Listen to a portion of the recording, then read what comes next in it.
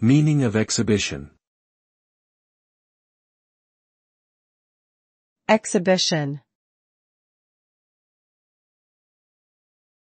Exhibition. Exhibition. Exhibition. Exhibition refers to a public display of items or works of art, typically held in galleries, museums, or other cultural institutions.